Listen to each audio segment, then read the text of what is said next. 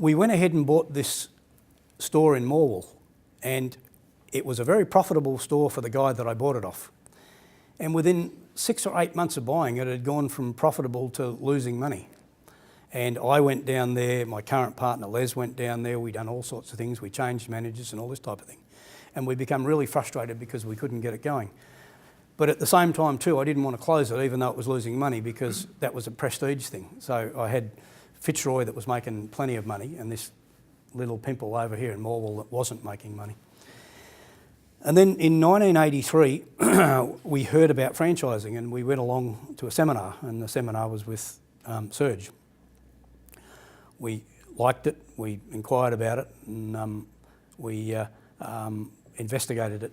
And then in 1984, I had the third opportunity where I knew some guys from PBR that had said to me, I don't know what you did, we haven't got a clue, but whatever you did, we'd like to do. How can we do it? Can you teach us? And straight away, I just thought, you know, franchising, three guys that want to go into business, they're knowledgeable, they know the brake game. So I then set about and found a business for sale, a brake business for sale, and put the three together.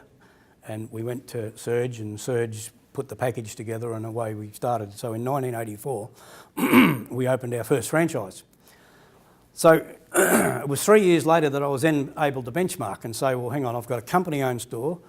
We've got our own store, which we're there all the time, so obviously we can manage it and run it properly, but we've got this isolated store in the bush that we've got managers working for us that are just losing us money, and we've got this franchise that within 3 months had made so much money it wasn't funny. So it was the start of what we call benchmarking. And after, you know, towards the end of the story, when you've got 60 stores, you're benchmarking rent, you're benchmarking every aspect of your business to be able to compare, so that when you do get somebody that's failing, you can go in and pinpoint straight away where he's going wrong. You know what I mean? Or you're paying, as a percentage, you're paying too much rent, or as a percentage, you're paying too much for your mechanics.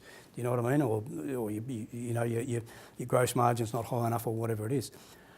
So it was at that point that we started to learn about franchising. But the other aspect of the business that was never planned was that as we grew stores, it gave us the ability to wholesale.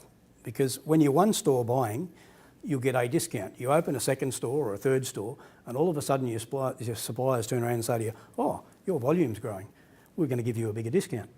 So we got bigger and bigger discounts, and then in the end we started selling to our opposition. So other brake people, we were selling them their disc pads, we were selling them, you know, their disc rotors and all these sorts of parts. And the beauty of this was because in the end our wholesale business was turning over 100 million in spare parts sales. This is in 2013 when we sold the business, and our franchising stores, 60 stores, were turning over 50 million. Some of the main things that sort of really boosted us and started to get us going, it was franchising, because as you know, franchising is all about systems.